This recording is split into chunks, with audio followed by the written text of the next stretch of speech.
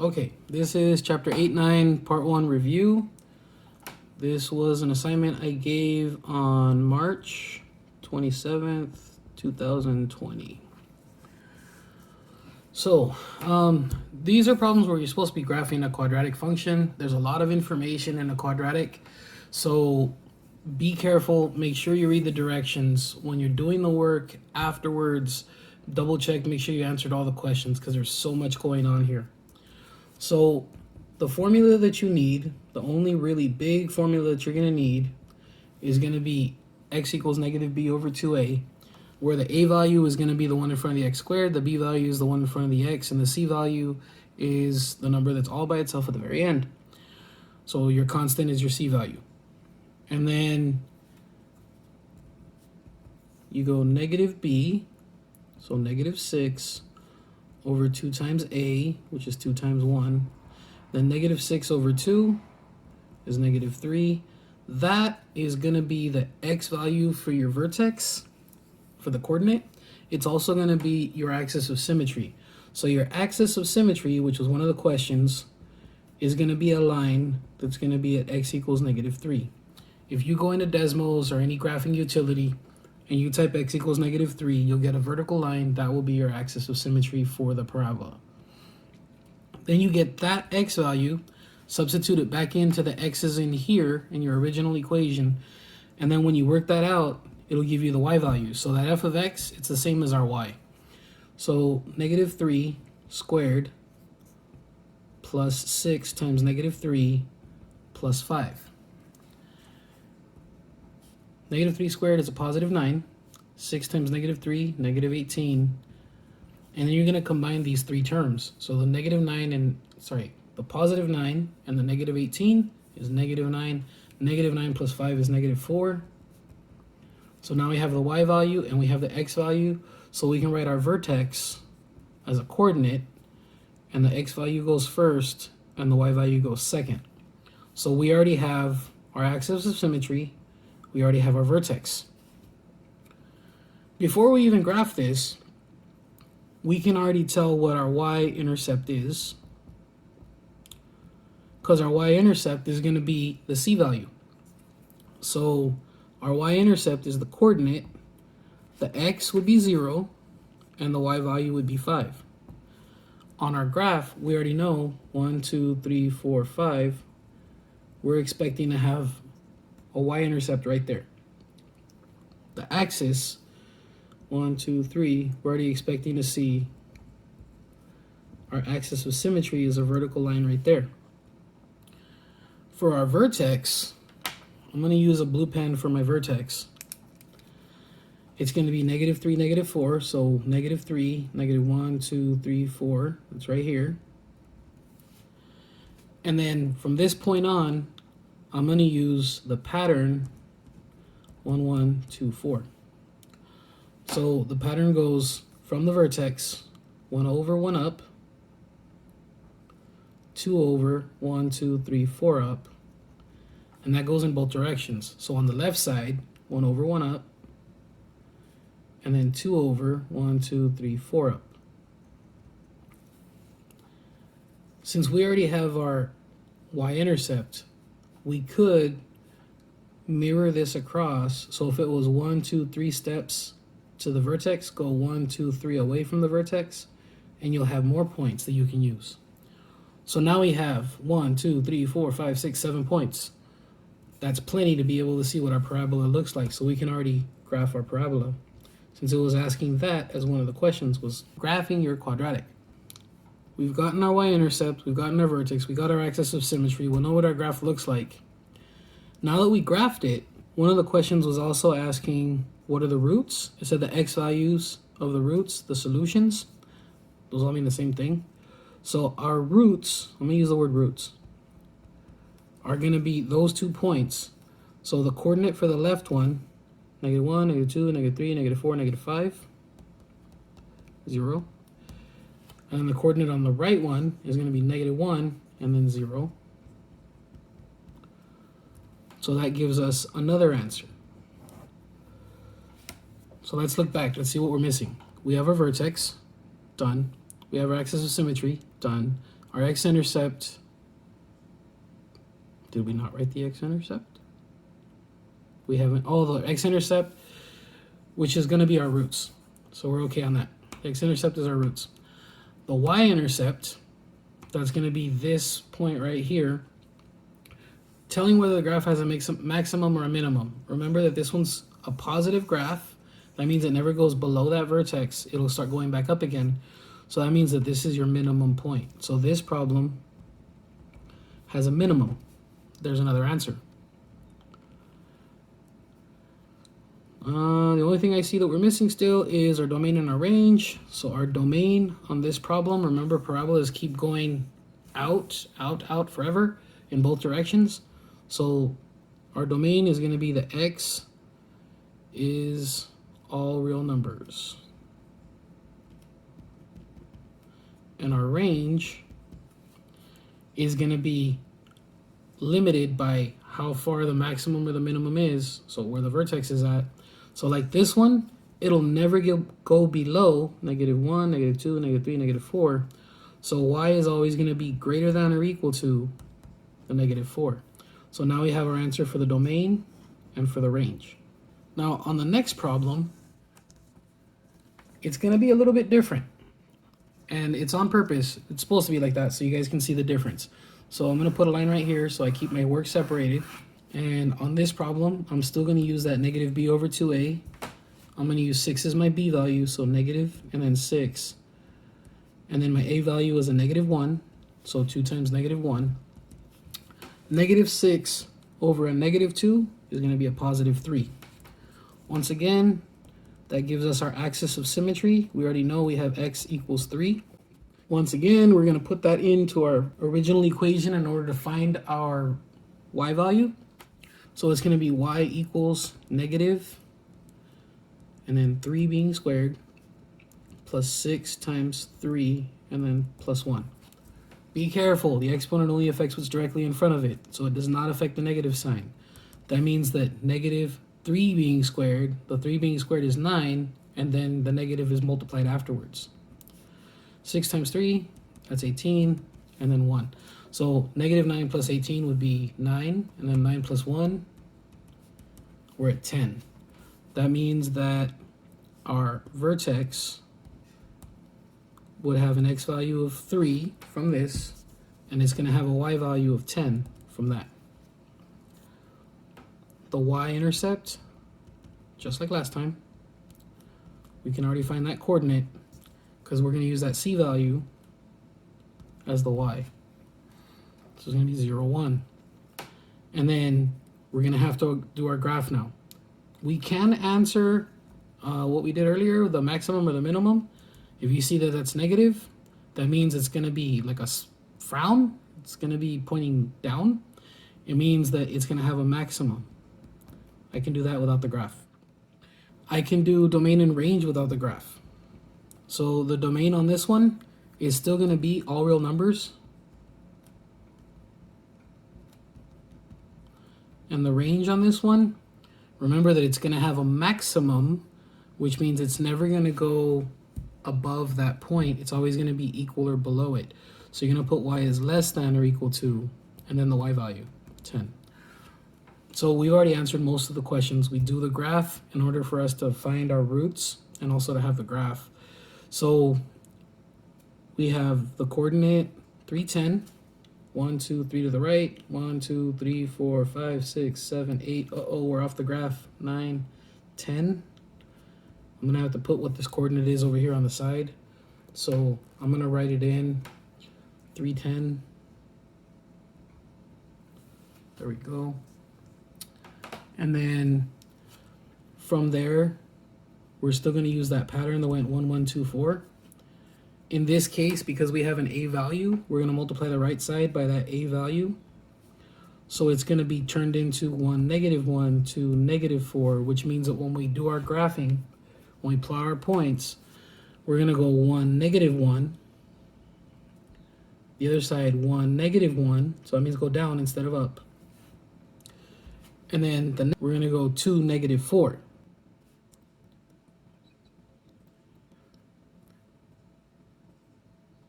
2, -4, we're going to go 2 to the right, and then 1, 2, 3, 4. That's here.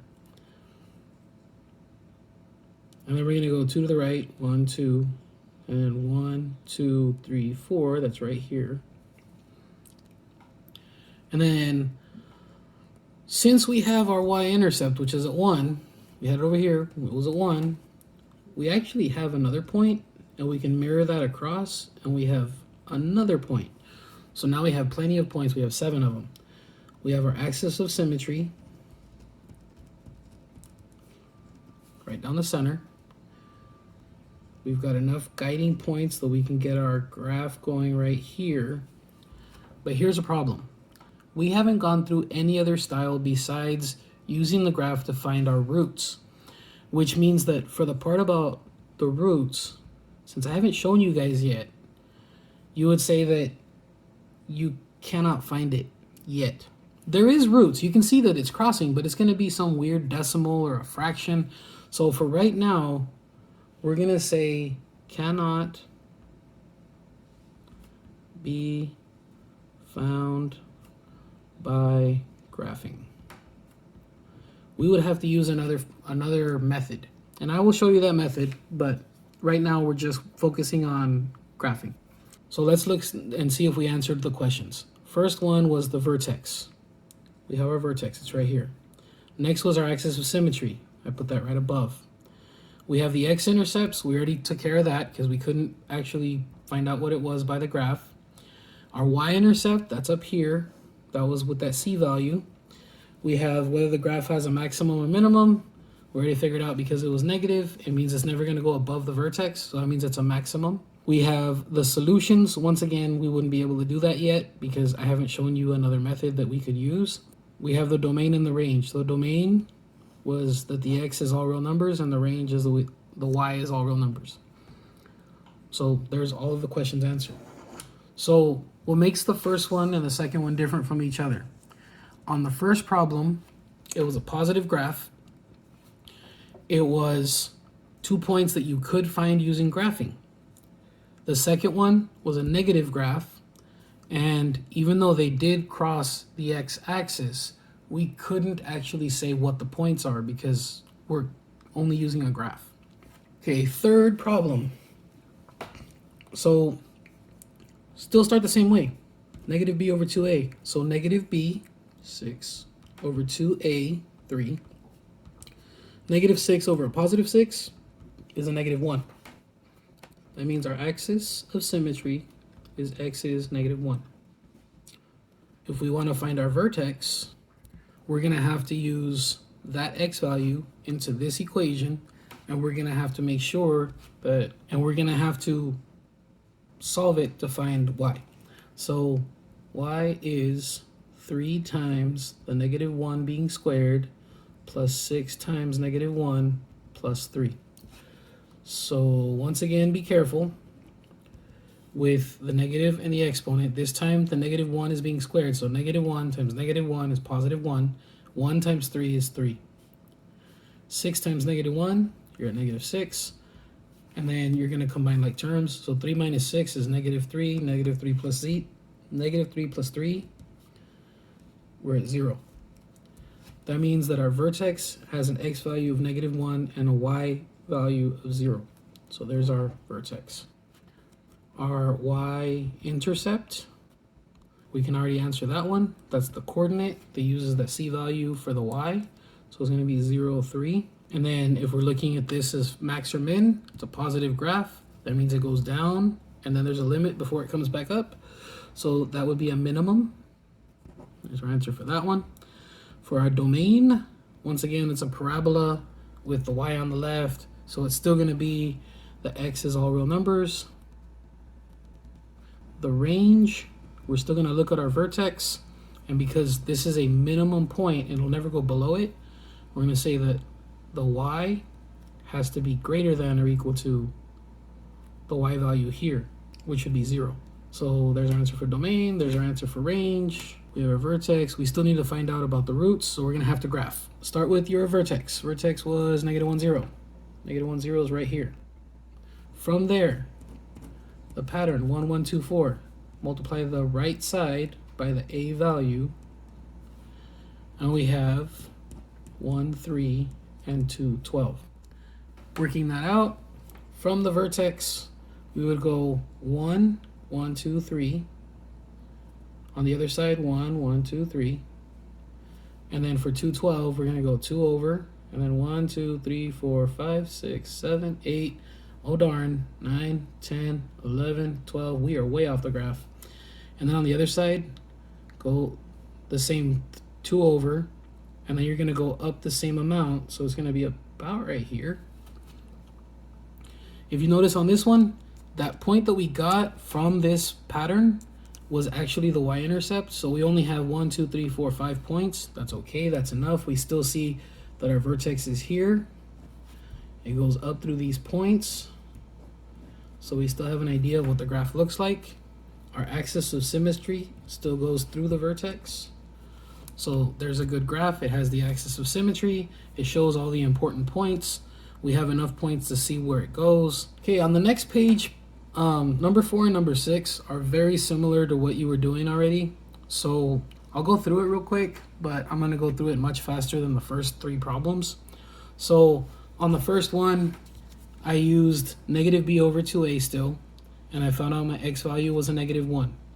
I got that negative 1, and I substituted into the x values, and that's how I came out with my y value, which was 9. So g of negative 1 is the same as saying y is 9 when the x is negative 1. So negative 1, positive 9, those end up being my coordinates for my vertex.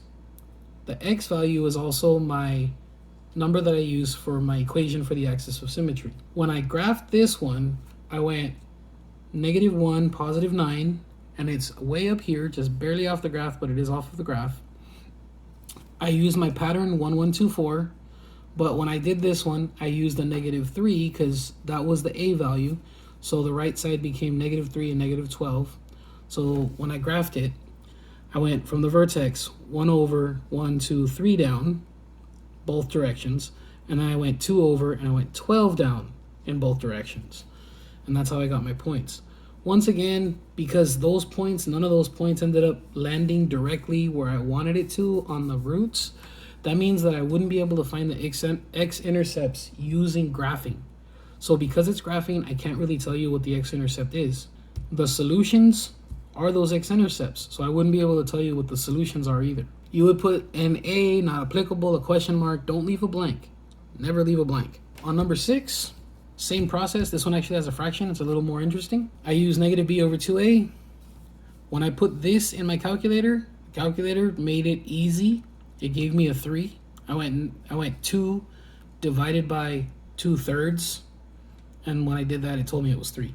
I got my y value. I have my x value. So there's my vertex, my axis of symmetry, still the x value. When I graph this one, I still use the pattern 1, 1, 2, 4 and multiplied the right side by the a value, which was 1/3. That means that I went 1 over and only went 1/3 up. And then I went 2 4/3. So I went 2 over and then 1 1/3 up. And then same thing on the other way, on the other direction. My c is still going to give me my y-intercept, so it's right there at 4. That means I still have a bonus point over here if I mirror it across my axis of symmetry. So I have 1, 2, 3, 4, 5, 6, 7 points. And even if I only had the vertex and that c value, I'd still have a pretty good idea of where it goes. For my x-intercept, if you look, it never hits the x-axis. That means it'd be none. The y-intercept on this one is going to be at 0, 4. So that's going to be the coordinate you get, and this is going to be your c value right here. This is a positive equation. So even though it's a fraction, it's still a positive equation. So that means you're going to have a minimum, because if you look at it, it never goes below that point, below the vertex. And then your solutions, they're supposed to be where the x-intercepts are at, and there aren't any. So that means your solutions, there would also be none. Solving by factoring. Here's how it's going to go. You're going to want to use this organizer just to keep track of all the information. You go 1 times 6 is 6, and the number in the middle, -5, goes down here. You're looking for factors of 6 that combine to make -5. So the factors of 6 are 1 times 6 or 2 times 3. It's a positive 6, so they have to be either both positive or both negative. And if you're working with the same sign, that means that you should be adding when you combine them. So 1 plus 6 would be 7, 2 plus 3 would be 5. 5 is going to be what you're looking for. But because you want it to be a negative 5, make them both negatives. So negative 2 and negative 3 multiplies to make positive 6. And then negative 2 plus negative 3 makes negative 5. Once you've got these two numbers filled out, that negative 2 and that negative 3, now you can write your factors. You're going to put the first part in the front of both problems without the squared. So like you're going to put the first part, the x squared, as the first term and make sure that you don't put squared on it. And then you're going to get this negative 2 and that negative 3 to fill out the right side. And then now you have your quadratic factored out, and you can make each one of these factors equal to 0. So x minus 2 equals 0. Add 2 to both sides. You get 2. X minus 3 equal to 0. Add 3 to both sides. You get 3. Number 8, same deal. But before you do that, you have to prepare the problem. This one does not have a quadratic that has it equal to 0. So we're going to have to make it equal to 0. That means we're going to subtract 12x to move it across. It's going to be x squared minus 12x plus 32 equal to 0. Now that it's set up, we're going to continue on with the same process. So that 1 times 32 would be 32. Negative 12 comes down here at the bottom. Factors of 32 could be 1 times 32, 2 times 16, 4 times 8, and I believe that's it. So if we're looking through these, again, it's a positive 32. That means the signs are the same. That means you're adding. You're going to go 1 and 32 would make 33. That can't be it. 2 and 16 would be 18. That can't be it. 4 and 8 is 12. Now we're talking. And then we want them to be negative, so they're both negatives, so that you're still going to add them together, and you're going to get negative 12. And if you multiply those together, you're going to get a positive 32. Now that we know our two factors, we set up our parentheses to get our two factors. We're going to go x on both of those, minus 4 and minus 8. And then now we set each one equal to 0. So x minus 4 equal to 0 makes x 4.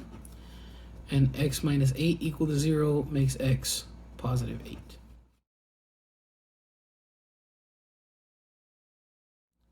The next part is number 10. So this one has a 0 on the left side, not a big deal. If it bothers you, you can put it on the right side, scratch it out over here.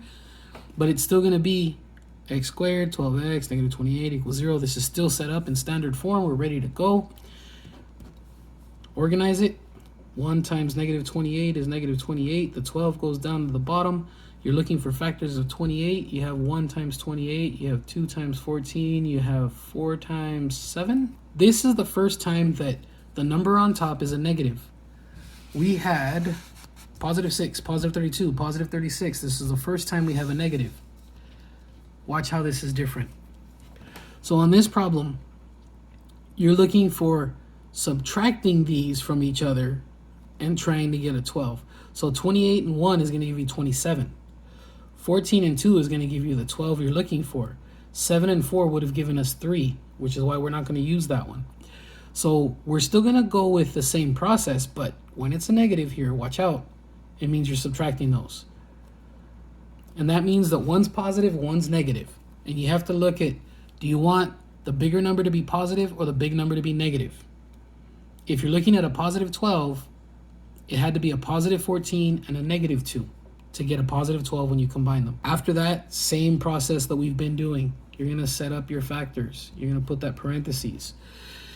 X squared is going to be split up to be x and x. The negative 2 and the 14 fills out the rest of the factors. Now set each one equal to 0 and solve them separate. This one, if you add 2, gives you x is 2. This one, you're going to subtract 14. You're going to get negative 14. You're going to keep doing the same process, but now we have a number in the front. We have an a value that we have to deal with. We're still going to use this to organize our information. We're still going to multiply the a and the c value to get the number that we put on top. The b value still comes down here to the bottom. we're still looking for factors of 12. So 1 times 12, 2 times 6, 3 times 4. And we're still going to find which one of them is going to add up, because that's a positive number, and give us a negative 8. So if we come through here, 1 and 12 is 13, not going to work. 2 and 6 is going to give us 8, that's going to be the 1. 3 and 4 would have been 7, that wouldn't have worked for us. So we want a 2, we want a 6. They need to be negative so that we can get a negative 8 when we combine them. And now we're going to go on to our factors. We're still going to put what's here in the front without the squared. So 4x and 4x. And then we're going to put these two factors as the other term. So negative 2 here, negative 6 there. But now we have an extra step. We have to see if we can factor out a greatest common factor so that we can cancel it. So like right here, the 4 and the 2 can both be divided by 2. That means that this factor is going to end up being 2x minus 1 when we divide 2 from 4x and we divide 2 from the 2. The other one, same thing. The 4 and the 6 can be divided by 2, so you're going to get 2x minus 3. So that's the extra step, is doing that dividing out the greatest common factors. Other than that, same process. So now we continue on, set each one equal to 0, solve them both separately. So you're going to add 1 to both sides, 2x equals 1. You're going to divide by 2, x is 1/2. On the other side, you're going to add 3 to both sides, 2x equals 3. You're going to divide 2 on both sides, x equals 3/2. So for number 12, remember you have to have equals 0. So we're going to move this to the left of the equal sign. It's going to be negative 5x squared plus 27x minus 10 equals 0. And then set up that x to keep everything straightened out. Negative 5 and negative 10, positive 50. 27 down here at the bottom. We have 1 times 50, 2 times 25, 5 times 10. I believe that's it. And then if we come through here, we're looking for factors that will add up to make 27. That was a positive, that's why we're adding them. So 2 and 25 makes 27. We want them to be positive because 27 was positive. And then we continue on with doing our factors in the parentheses. We're going to use the negative 5 in the front of both of these. These two factors fill out the rest of the binomial. So we have plus 2, plus 25. Then there's that added step. Remember, we need to find if there's a greatest common factor to pull out. This one doesn't have one. So it's going to stay negative 5x plus 2. This one, they can both be divided by 5. So if we divide these both by 5, we get negative x plus 5. Or we could put positive x and minus 5. Just like over here, we could have put 5x and then minus 2. So if we pull out the x, the negative out of these, it would have been 5x minus 2. And over here, it would be x minus 5. So both of these are the same thing. They're both going to give us the same answer. So over here, I'm going to go 5x minus 2 equal to 0. I'm going to add 2 to both sides, get 5x equals 2, divide by 5. X equals 2/5. On the other side, I'm going to go x minus 5 equal to 0. I'm going to add 5 to both sides. I'm going to get x equals 5. Let me show you that it works even if you didn't pull out that negative 1. So if you have negative 5x plus 2 equal to 0, you would subtract 2 from both sides. Negative 5x equals negative 2. You would divide by negative 5 on both sides, and you would get x equals 2/5. Same answer. The other one, negative x plus 5. If you subtract 5 from both sides, you get negative x equals negative 5. Then you have to divide by negative 1 to get the x to be positive, and that's going to make your answer a positive 5. We got the same answers. On this problem, you really don't have a b value, so you can still do the problem the same way. I'll show you. But there is a shortcut if it is a perfect square. If x squared, that's a perfect square, 81, that's a perfect square. This is called the difference of two squares. If you have the difference of two squares, the shortcut to it, the way that makes it so you don't have to go through all of that process, is square root the first term and put 1 in each one of those first spots. And then square root the 81, the second term. That's going to give you a 9 here and here. And the reason why there was nothing in the middle, there was no b value, is because when you multiply these back together, One was negative and one was positive, so it would be negative 9x and positive 9x. So if you do it this way, it's way faster. I'm still going to show you that it works the other way, but so you know, we could do it really quickly. So if I'm doing it the traditional way that I've been showing you with that x to organize everything, you would go x squared plus 0x minus 81 equal to 0, just so that we can see our b value a little bit easier. You still set up this x to organize. You're still multiplying 0 and negative 81, and you're finding the factors of it that give you a 0. Well, a negative 9 and a positive 9 multiply to make negative 81, and they add to make 0. So when you do those factors and you put the x, split x and x, and you use those two factors, those are the ones that I did doing it the shortcut, the easy way. Using this method will make your life easier, but you can do the problems using what I've shown you in the previous problems. Continue on. I would add 9 to both sides, and I get x equals positive 9. Over here, I would subtract 9 from both sides, and I get x equals negative 9. 14, I only have 2 terms, so it's possible that I could do solving by using this short method that I showed you. Now this one, that's not a perfect square. 63 is also not a perfect square, but if you notice that they can be factored, they have a greatest common factor of 7, then you pull a 7 out of here, now you have x squared minus 9, and x squared is a perfect square and 9 is a perfect square, so now I can use that shortcut. That means that I'm going to have 7 as one of my factors, I'm going to have x plus 3 and x minus 3. If I put 7 equal to 0, 7 equal to 0 doesn't work. If I put x plus 3 equal to 0, I'm going to subtract 3 on both sides, and I got negative 3 there. If I have x minus 3 equal to 0, I'm going to add 3 to both sides, and I get a positive 3 there.